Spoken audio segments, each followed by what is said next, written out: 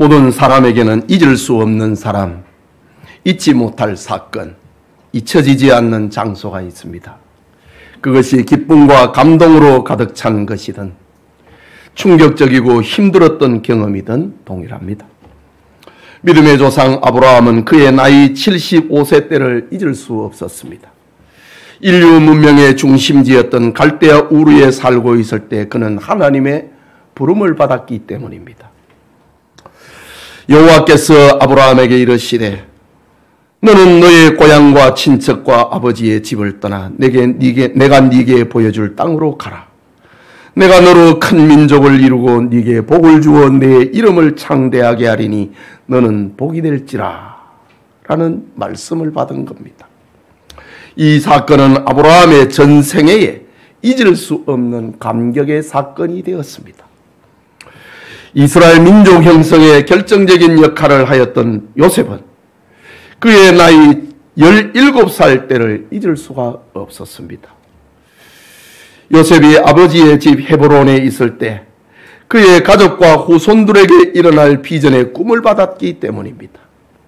창세기 37장 7절 이후에 보면은 우리가 밭에서 곡식 단을 묶더니 내 단은 일어서고 당신들의 단은 내 단을 둘러서서 절하더이다. 내가 또 꿈을 꾼즉 해와 달과 11별이 내게 절하더이다. 라는 축복의 비전은 요셉의 평생에 잊을 수 없는 사건이었습니다. 우리가 하나님의 은혜로 부름받고 예수님을 믿어 하나님의 자녀가 되었다는 사실은 평생을 좌우할 영광스러운 사건임에 틀림없습니다. 아프리카 선교 역사에 이런 이야기가 하나 있습니다. 한 선교사님이 아프리카 오지에서 오랫동안 사역을 했습니다. 한 번은 낯선 원주민들과 함께 강을 건너게 되는데 원주민이 한 명이 선교사님의 가슴에 큰 돌 하나를 안겨주는 것입니다. 선교사님은 의아했습니다. 그런데 원주민들 모두 큰 돌 하나씩을 머리에 이거나 가슴에 안고 강을 건너는 것이었습니다. 강 중간쯤에 이르렀을 때에 물살이 너무 세서 몸이 휘청거렸습니다. 그때서야 선교사님은 돌을 가슴에 안은 이유를 알았습니다. 무거운 돌의 무게가 중심을 잡아주어 거센 물살에도 넘어지지 않고 강을 건널 수 있었기 때문입니다. 여러분, 하나님께서 우리에게 주시는 부르심과 그에 따른 사명은 때로는 무겁고 버거운 짐처럼 느껴질 수 있습니다. 그러나 하나님의 부르심에 순종할 때에 그 소명은 세상의 거친 물살 가운데서도 흔들리지 않고 중심을 잡는 이유와 목적이 되는 것입니다.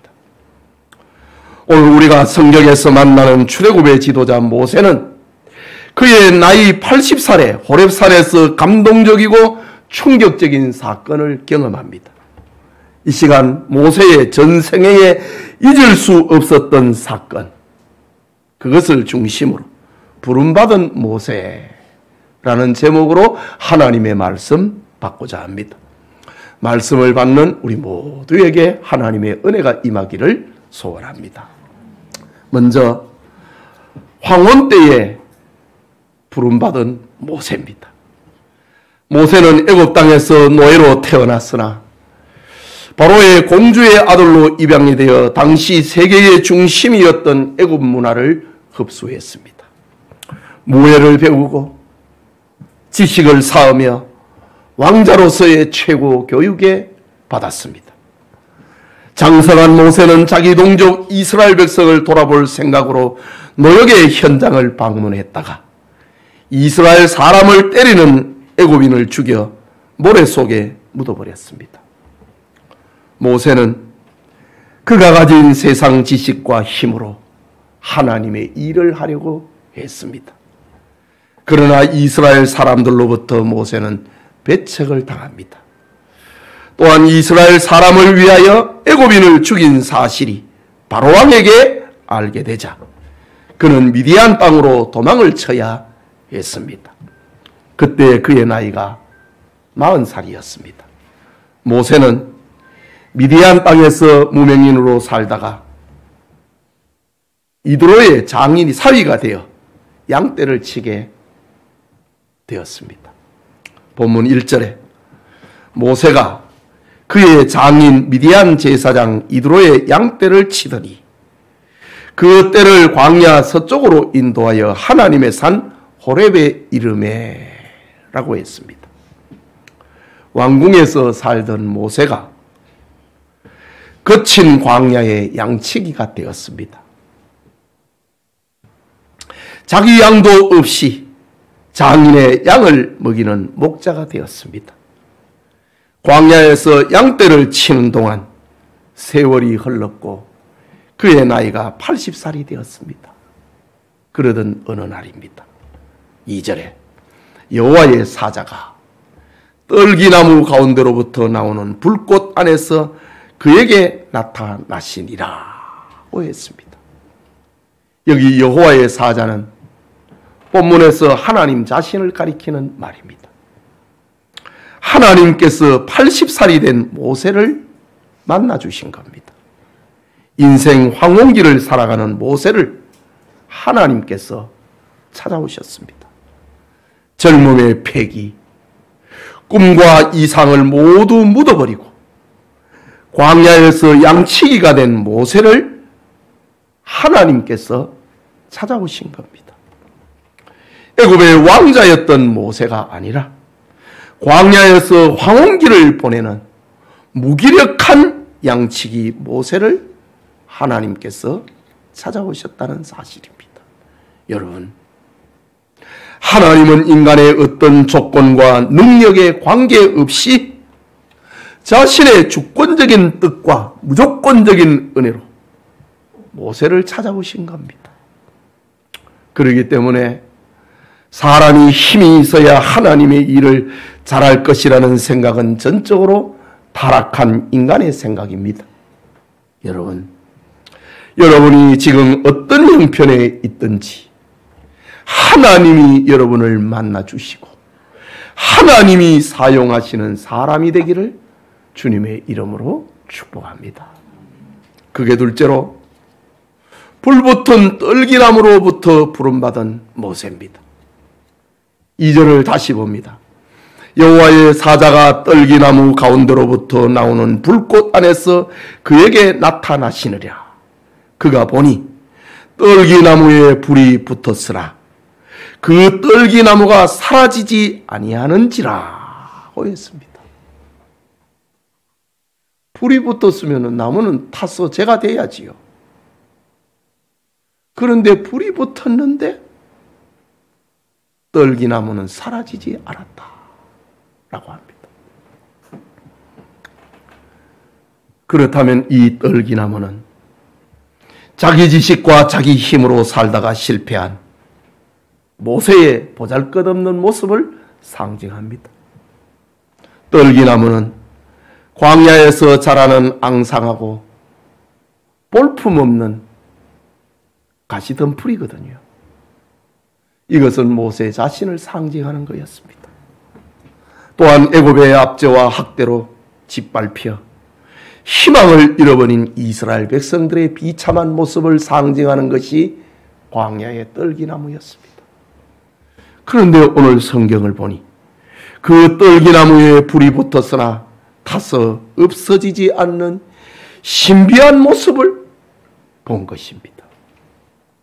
이런 신비 현상은 하나님의 백성은 환난과 박해의 불길 속에서도 언약의 신실하신 하나님의 능력과 하나님의 은혜로 보존됨을 말하는 것이었습니다. 떨기나무처럼 이것은 여러분과 교회가 연약할지라도 하나님께서 지키시고 보호하신다는 말입니다. 이것은 어떤 성도도 하나님의 사랑에서 끊어지지 않는 성도의 견인교리를 하나님의 사랑에서 끊어지지 않는다는 성도의 견인교리를 시각적으로 보여주는 사건이었습니다. 우리는 로마서 8장 30절에 또 미리 정하신 그들을 또한 부르시고 부르신 그들을 또한 의롭다 하시고 의롭다 하신 그들을 또한 영화롭게 하셨느니라 라는 하나님의 구원 계획을 알고 있습니다. 로마서 8장 39절에는 다른 어떤 피조물이라도 우리를 우리 주 그리스도 예수 안에 있는 하나님의 사랑에서 끊을 수 없으리라 고 했습니다. 모세는 떨기나무에 불이 붙었지만은 그 나무가 없어지지 않는, 재가 되지 않는 광경이 너무 신기해서 가까이 다가갔습니다. 이때 하나님의 음성이 들려왔습니다. 4절과 5절에 여호와께서 그가 보려고 돌이켜 오는 것을 보신지라 하나님이 떨기나무 가운데서 그를 불러 이르시되 모세야 모세야 하시매 그가 이르되 내가 여기 있나이다. 하나님이 이르시되 이리로 가까이 오지 말라. 네가 선 곳은 거룩한 땅이니 네 발에서 신을 벗으라 라는 음성이 들렸습니다. 여기 가까이 오지 말라 라는 말씀은 죄인된 인간과 거룩하신 하나님 사이에 좁힐 수 없는 간격이 있음을 암시하고 있습니다. 하나님은 모세에게 세상의 힘을 상징하는 신을 벗으라고 했습니다. 이것은 모세의 모든 세상적인 능력을 내려놓는, 그의 신분과 그의 지혜와 그의 힘을 내려놓는 전적 포기를 의미하고 거룩하신 하나님에 대한 절대적 순종을 촉구하는 음성이었습니다. 네 발에 신을 벗으라. 하나님의 거룩한 말씀의 순종만이 죄인된 인간이 하나님 앞에 나아가는 길임을 깨닫게 하는 음성이었습니다. 하나님은 모세의 나이 80살에 너의 모든 것을 내려놓으라, 벗으라 고 말씀하셨습니다. 그리고 너는 오늘부터 나의 종이 되라, 나의 일을 하라 라고 말씀하셨습니다. 예배드리는 성도님, 모세의 하나님 체험은 그의 남은 생의 40년을 지배한 최고의 행복이었습니다. 사람이 하나님을 체험하고 하나님의 일을 하고 하나님의 종이 된다는 것은 영광 중에 영광입니다. 우리는 떨기나무 불꽃이 아닌 신구약 성경 속에서 성령의 역사로 말씀하시는 하나님을 체험하기를 주님의 이름으로 축복합니다. 마지막으로 사명인으로 부르시는, 사명인으로 부름받은 모세입니다. 7절과 8절을 봅니다. 여호와께서 이르시되 내가 애굽에 있는 내 백성의 고통을 분명히 보고 그들이 그들의 감독자로 말미암아 부르짖음을 듣고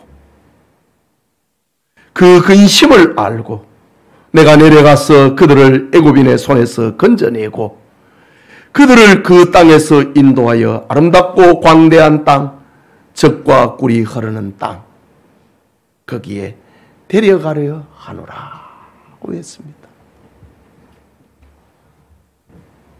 하나님께서 모세에게 그랬듯이 하나님은 이스라엘 백성들의 자격이나 조건을 보지 않으셨습니다.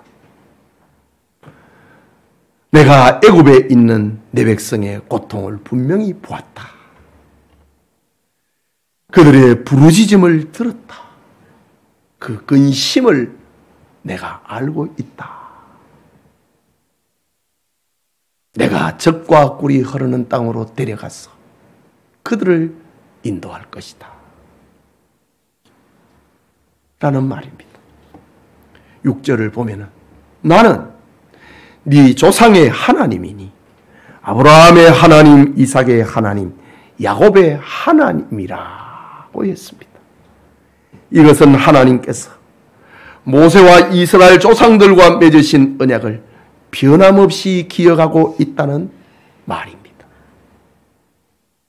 생각해 보면은 우리 역시 하나님의 무한하신 은혜와 사랑으로 구원받았습니다. 하나님은 우리의 한숨 소리를 들으시고 우리의 눈물을 보시고 우리의 근심을 다 알고 계시는 하나님이십니다. 내가 그들을 건져내고 내가 그 땅에서 인도하여 젖과 꿀이 흐르는 땅에 데려가리라. 이런 하나님의 자신의 계획을 모세에게 공개하셨습니다. 그리고 모세가 할 일을 알려주셨습니다. 10절과 12절에 이제 내가 너를 바로에게 보내어 너에게 내 백성 이스라엘 자손을 애굽에서 인도하여 내게 하리라. 모세가 하나님께 아뢰되 내가 누구이기에 바로에게 가며 이스라엘 자손을 애굽에서 인도하여 내리이까. 하나님이 이르시되 내가 반드시 너와 함께 있으리라. 고 말씀하십니다. 하나님은 내가 내려가서 그들을 애굽인의 손에 건져내고 내가 그들을 인도하고 내가 그들을 데려가겠다. 반드시 너와 함께 하겠다. 너는 애굽 왕 바로에게 가라. 라고 말씀하십니다. 이것은 이스라엘의 구원자는 모세가 아니라 하나님 자신이라는 말입니다. 모세는 하나님의 일을 하는 심부름꾼 종이라는 말입니다. 이스라엘의 구원은 하나님이 하실 일이지 모세가 할 일이 아니고 모세가 할 수 있는 일도 아니라는 말입니다. 하나님 없이 모세는 아무것도 할 수 없는 겁니다. 예수님께서도 제자들에게 말씀하셨습니다. 요한복음 15장 5절에 나를 떠나서는 너희가 아무것도 할 수 없으리라 라고 했습니다. 구원과 관계된 그 일에 대해서는 돈을 벌고 밥을 먹고 옷 사고 집 사는 건 그건 하나님이 주신 일반 은총입니다. 그러나 구원에 관한 일에서는 나를 떠나서는 아무것도 너희가 못한다. 그러므로 우리는 우리의 삶에서 하나님의 영광을 가로채는 자가 되어서는 안 됩니다. 어디서나 무슨 일에나 주인공은 언제나 하나님이심을 기억하고 하나님을 높이는 성도가 되어야 한다는 말입니다. 16세기 종교 개혁을 이끌었던 존 칼빈은 제네바에서 개혁을 주도했습니다. 그러나 시의회와 교회는 성경적인 개혁운동에 반감을 느끼고 칼빈을 제네바에서 추방합니다. 그런데 칼빈이 없는 제네바는 불신앙과 폭력이 난무한 도시가 되고 말았습니다. 시의회와 교회는 다시 칼빈을 청빙합니다. 이때 칼빈은 자기를 추방했던 성도들에게 전혀 원망이 없이 3년 전에 중단했던 그 성경 다음을 강해했다고 합니다. 이 이야기는 칼빈이 자신의 명예가 아닌 오직 하나님의 뜻과 부르심에 순종했음을 말하고 있는 겁니다. 여러분, 모세와 칼빈처럼 오직 하나님께 영광 돌림이 우리의 존재의 의미와 할 일임을 깨닫기를 축복합니다.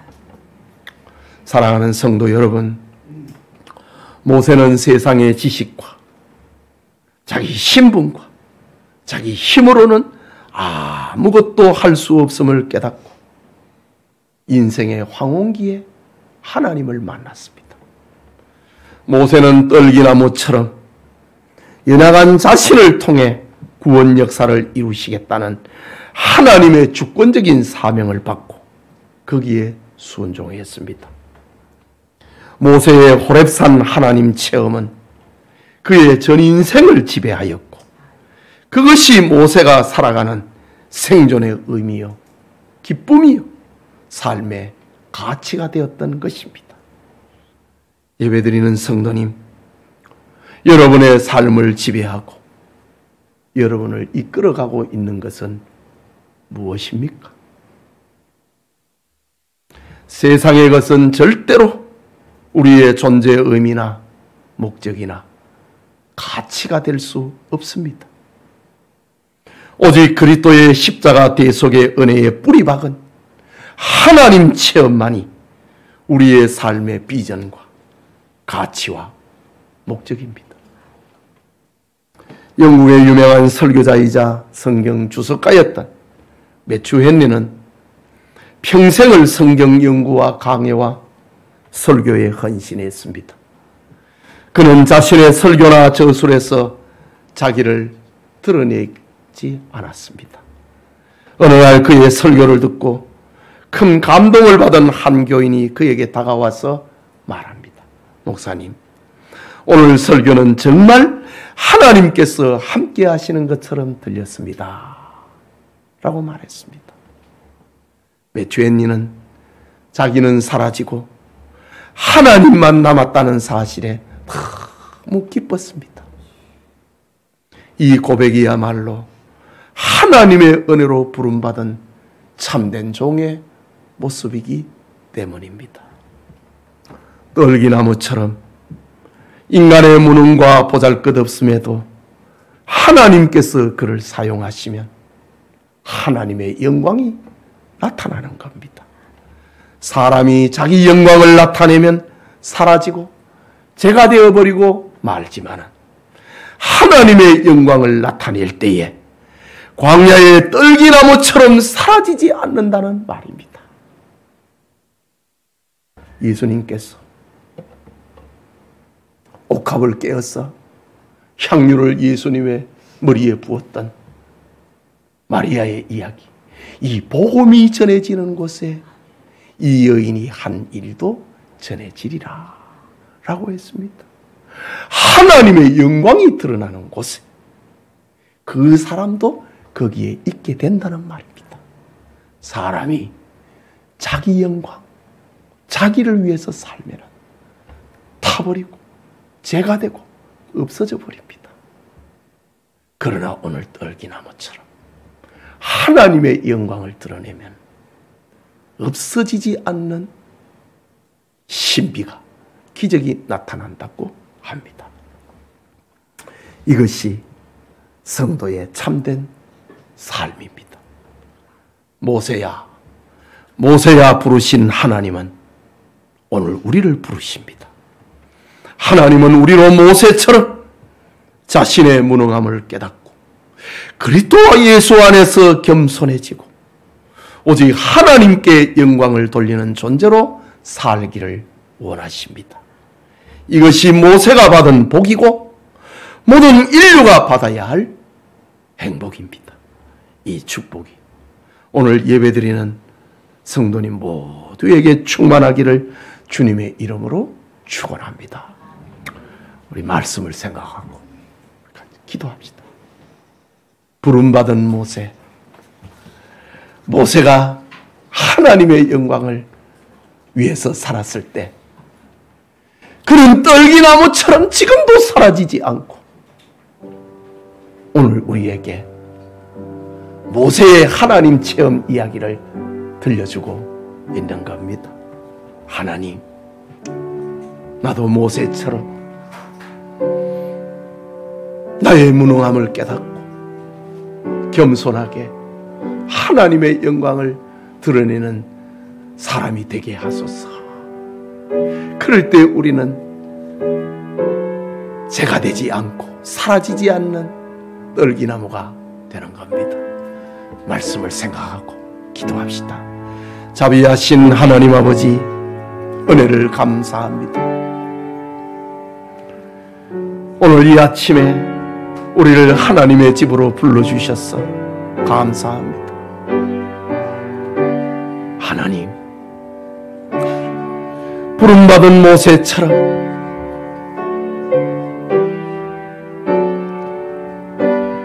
우리도 나의 모든 것을 내려놓고 겸손히 하나님의 부름에 순종하는 자가 되게 하여 주옵소서. 나의 영광을 위해 사는 것이 아니라 하나님 영광을 위해 살면은 불이 붙었으나 사라지지 않는 떨기나무처럼 복음이 전해지는 곳에는 그 이름도 함께 전해진다는 사실, 이것을 기억하고 부름받은 모세처럼 하나님의 영광을 위하여 살아가는 우리 교우들 되게 하여 주시옵소서. 하나님, 이 시간 올려드리는 우리의 기도를 도우시고 온전하게 하여 주옵소서. 예수님 이름으로 기도합니다. 아멘.